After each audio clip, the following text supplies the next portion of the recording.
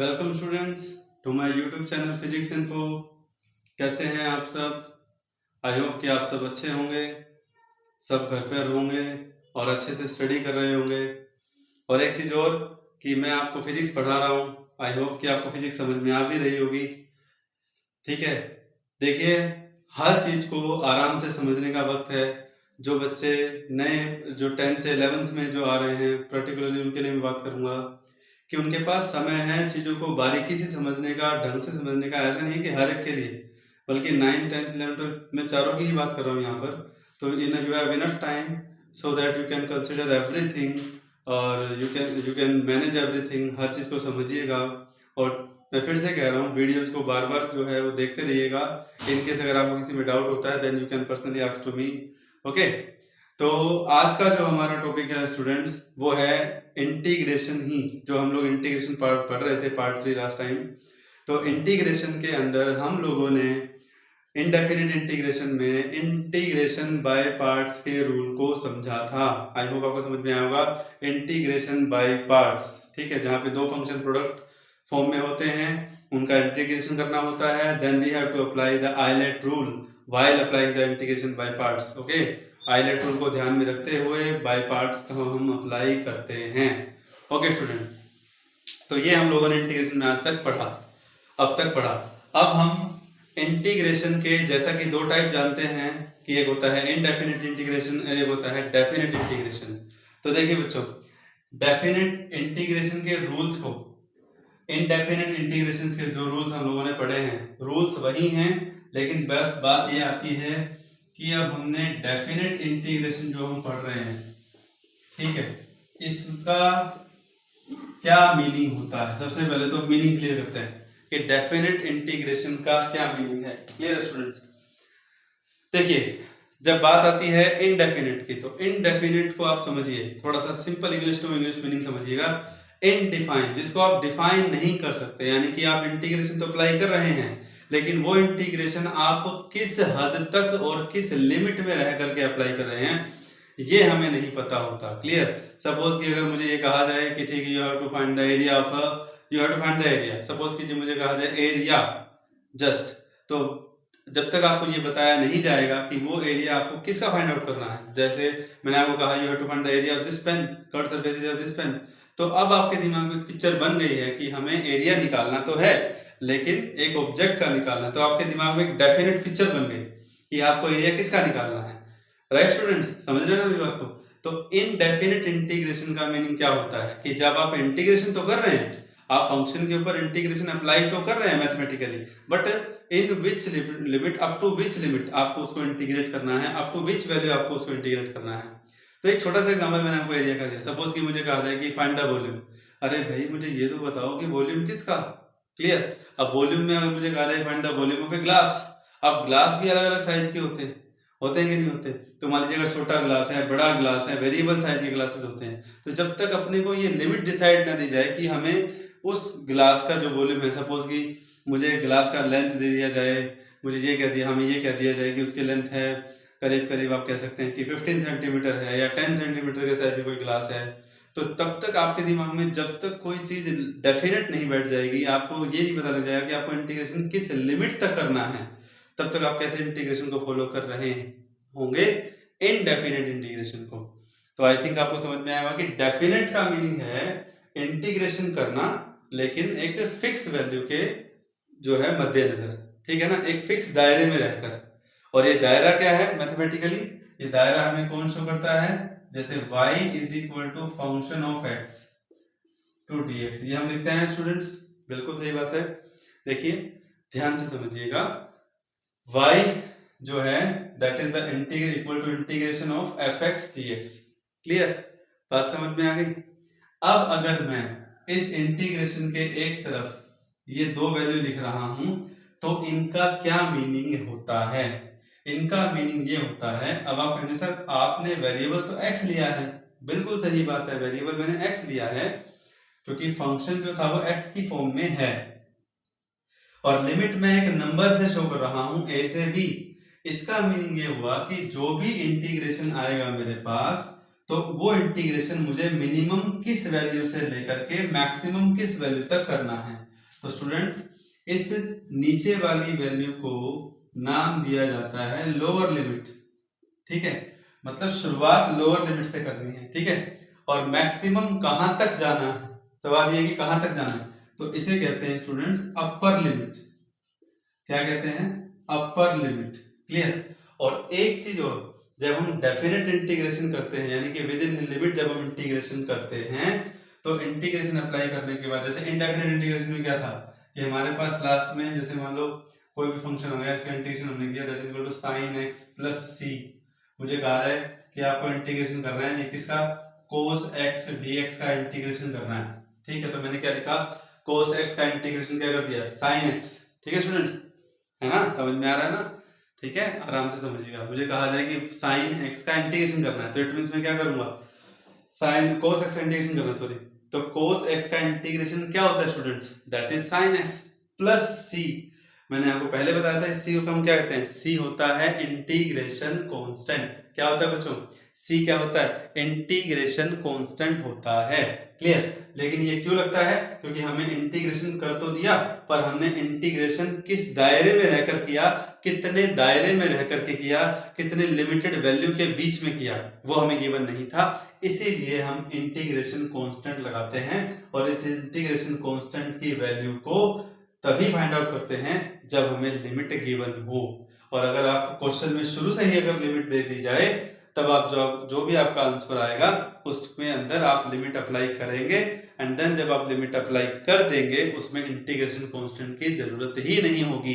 Clear? Suppose मैं आपको एक एग्जांपल से समझाने की कोशिश करूंगा। पहले आपको प्रेजेंटेशन पता होना चाहिए, पहले आपको मीनिंग पता होना चाहिए कि डेफिनेट इंटीग्रेशन आखिर होता क्या है। ठीक है स्टूडेंट्स, वेरी गुड। चलिए एक एग्जांपल से समझते हैं।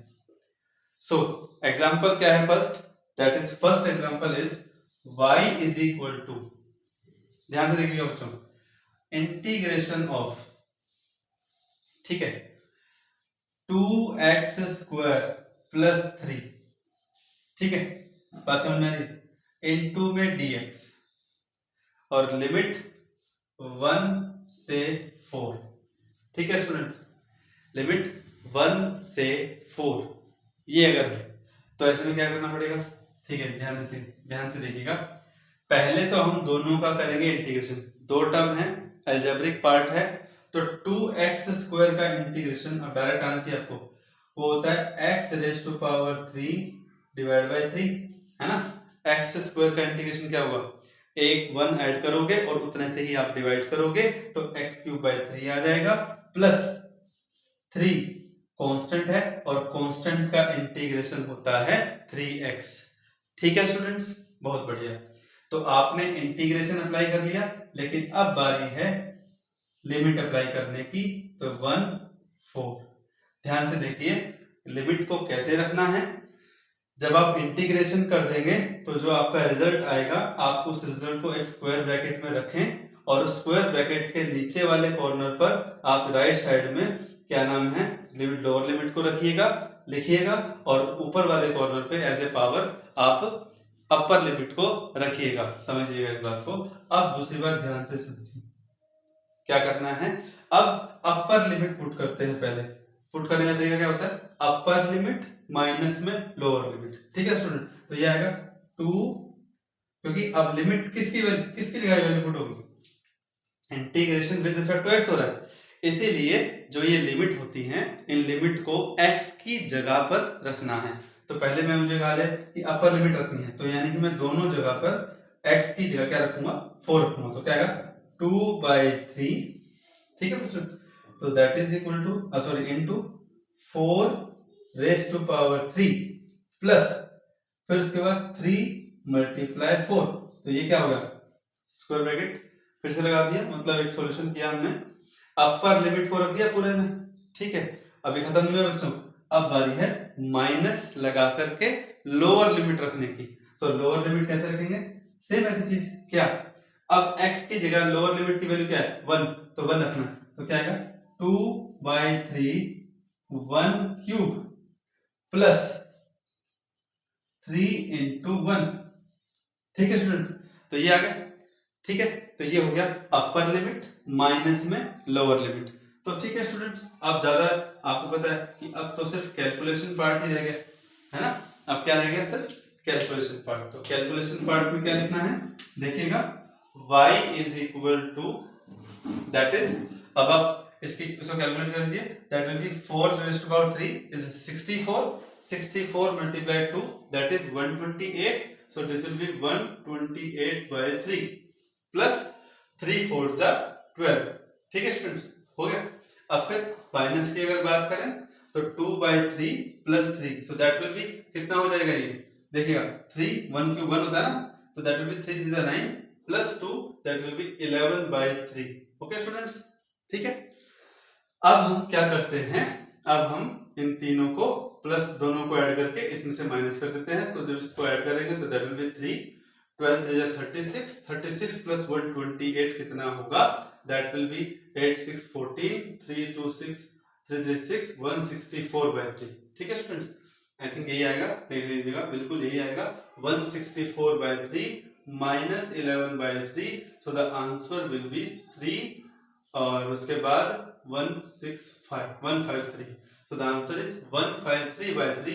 पर जब आप इसे कैलकुलेट करेंगे तो बच्चों हमारे पास क्या आएगा, इसमें देखिएगा 153 ही आएगा ना, हाँ 153 में से 3 माइनस करेंगे, so that will be 3 5 15 and 3 1 3। तो लास्ट में आपके पास इस इंटीग्रेशन के अंदर आपने आंसर को फाइंड आउट कर लिया। क्यों कर लिया, क्योंकि आपके पास इंटीग्रेशन करते वक्त लिमिट गिवन थी, तो इसे कहते हैं डेफिनेट इंटीग्रेशन, जिसमें आपके पास एक डेफिनेट वैल्यू आ गई है। तो आई होप आपको इंटीग्रेशन कैसे करते हैं ये तो मैं आपको सिखा चुका हूं, लेकिन अब इंटीग्रेशन के टाइप जो हैं, इनडेफिनेट और डेफिनेट में क्या डिफरेंस होता है वो भी आपको क्लियर हो गया होगा। और जब डेफिनेट इंटीग्रेशन को हम फॉलो करते हैं तो उसमें हमें लिमिट को कैसे अप्लाई करना होता है वो भी हमने सीख लिया। ठीक है बच्चों, तो एक एग्जांपल और हम यहां देखते हैं। सपोज कि एग्जांपल क्या है कि आपको y equal to integration of, ध्यान से देखिएगा, y equal to integration of tangent square x दिया हुआ है 0 से पाई बाय 4, 0 से पाई बाय 4। कंफ्यूज मत होइएगा, आप जानते हैं और मैं बता भी चुका हूं कि पाई रेडियन है, ठीक है, जो कि किसके इक्वल होता है, 180 डिग्री के इक्वल होता है, और 180 डिग्री बाय 4 45 डिग्री होता है। लेकिन अपने को जो लिमिट दी हुई है वो रेडियन की टर्म्स में ही दी हुई है, तो इसलिए हमें उसे रेडियन की टर्म्स में ही रखना है। ठीक है स्टूडेंट, आइए अब टेंजेंट स्क्वायर एक्स का इंटीग्रेशन करते हैं।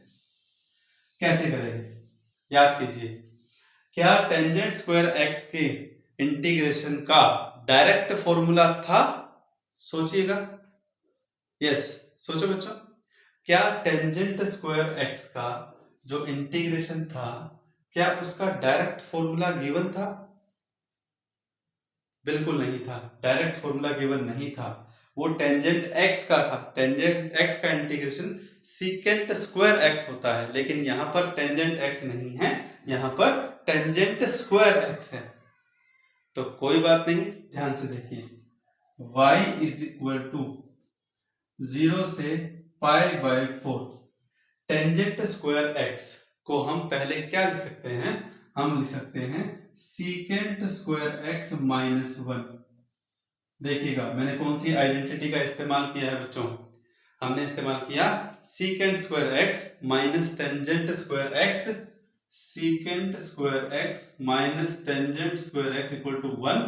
टेंजेंट स्क्वायर एक्स को वहां ले जाओ, 1 को इधर ले आओ, तो ये हो जाएगा secant square x minus 1 is equal to tangent square x. क्या हो जाएगा student, that will be secant square x minus 1 is equal to tangent square x. Okay, चलिए अब बारी क्या है, अब बारी है इंटीग्रेशन को अप्लाई करने की। देखिए अब हम सीकेंट स्क्वायर एक्स का इंटीग्रेशन जानते हैं ना, सीकेंट स्क्वायर एक्स का इंटीग्रेशन क्या होता है, that is the tangent x. Clear है, भूल गए, भूलना नहीं है बच्चों। तो क्या आएगा, y इज इक्वल टू, दो टर्म हो गई सीकेंट स्क्वायर एक्स और दूसरी टर्म क्या है 1, तो सेकंड स्क्वायर एक्स का इंटीग्रेशन क्या बनेगा बच्चों, दैट इज टेंजेंट एक्स, और -1 का इंटीग्रेशन क्या बनेगा, एक्स। इंटीग्रेशन हो गया, स्क्वायर ब्रैकेट को लगाया, लोअर साइड में 0 का रखा लोअर लिमिट को, अपर साइड पावर के रूप में अपर लिमिट को रखा। आई होप आपको समझ में आ रहा होगा। अब अपने को वही प्रोसीजर फॉलो करना है जो इस क्वेश्चन में फॉलो किया था, पहले अपर लिमिट फिर माइनस में लोअर लिमिट। ठीक है स्टूडेंट्स, तो क्या आएगा, that is y is equal to x की जगह π/4 रखेंगे, टेंजेंट π/4 माइनस x की जगह रखा π/4, ये तो हो गया अपर लिमिट। क्या हो गया, अपर लिमिट। फिर माइनस में x की जगह 0, तो टेंजेंट 0 माइनस 0। ठीक है स्टूडेंट्स, बहुत बढ़िया। अब आप ध्यान से सुनिएगा, हर टर्म के बारे में आपको पता है, बस आपको थोड़ा सा रिमाइंड करना है। मैं आपको थोड़ा रिमाइंड करवा रहा हूँ। टेंजेंट π/4 मतलब 45 डिग्री, π/4 कितना होता है, 45 डिग्री। और यू नो वेरी वेल कि टेंजेंट 45 कितना होता है student, that is equal to 1। तो यानी कि टेंजेंट 45 कितना हुआ, that is equal to 1 minus π/4 as it is, बिल्कुल। और रह गई बाद की टर्म ब्रैकेट में, टेंजेंट 0 0 होता है बच्चों। क्या होता है, टेंजेंट 0 0 होता है। तो 0 है, ये भी 0 है, तो इस टर्म को लिखने की जरूरत नहीं है। And then we have the final answer is y equal to 1 minus π/4। ठीक है स्टूडेंट्स, क्या है, 1 माइनस में π/4। तो आई होप कि आपको डेफिनेट इंटीग्रेशन भी अब समझ में आ गया होगा। डेफिनेट इंटीग्रेशन और इनडेफिनेट में सिर्फ यही अंतर था कि हमें लिमिट को कैसे अप्लाई करना है। ठीक है बच्चों, तो इसी तरह से समझते रहिए और हर चीज को आराम से पढ़िए, एग्जाम्पल इलस्ट्रेशन करते रहिए। जो भी बुक्स आप फॉलो कर रहे हैं उसमें इंटीग्रेशन के जो बेसिक क्वेश्चंस हैं मैथमेटिक्स पार्ट में, मैथमेटिकल टूल्स में, उसकी प्रैक्टिस कीजिएगा। ठीक है, अब मैं आपको इंडेफिनिट इंटीग्रेशन के बाद मैं आपको पढ़ाऊंगा, इसके बाद कुछ 1 2 3 रूल और हम पढ़ेंगे अभी।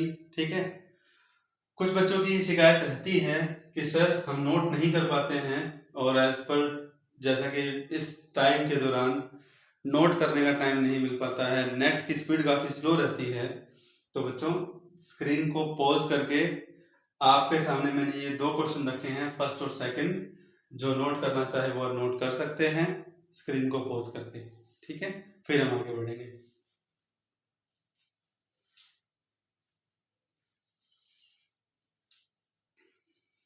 और डेफिनेट इंटीग्रेशन के इस पार्ट को लिखना मत भूलिएगा, दिस इज अ प्रेजेंटेशन। इसे क्या बोलते हैं, लोअर लिमिट, और इसे क्या कहते हैं, इसे कहते हैं अपर लिमिट। ठीक है स्टूडेंट्स,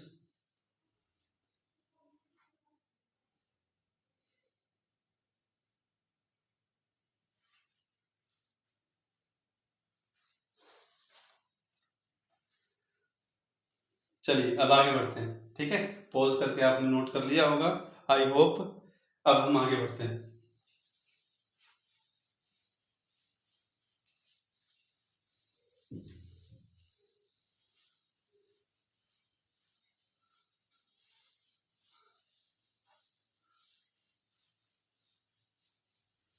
यस बच्चों, अब एक रूल और देखिए आप। एक रूल है,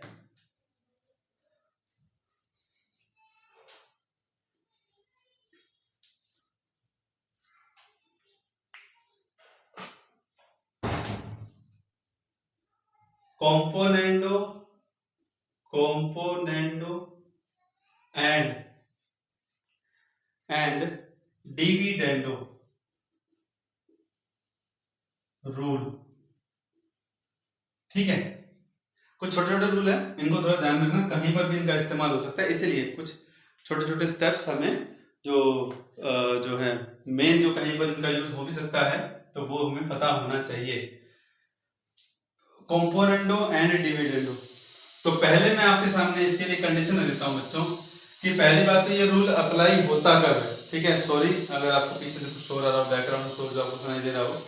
ठीक है, तो कंपोनेंडो एंड डिविडेंडो रूल क्या है, इसमें देखिएगा कि अगर दो फ्रैक्शन नंबर में, यानी कि दो रेशो हैं, a by b equal to c by d, क्या मीनिंग है इसका? यानी कि इन जनरल मैंने दो फ्रैक्शन लिए, ठीक है, लेफ्ट हैंड साइड का जो फ्रैक्शन है उसमें a और b है और वो इक्वल टू है राइट हैंड साइड के फ्रैक्शन के, और मैं सिंपल भाषा में कहूं कि दो गिवन रेशो हैं और दोनों रेशो इक्वल है, यानी कि if a by b equal to c by d, अगर ऐसा होता है देन हम जो कर सकते हैं वो कर सकते हैं, then apply componendo and dividendo rule. तब कहता है कि आप componendo and dividendo rule apply कर सकते हैं। तो ये रूल है क्या, वो देखिएगा।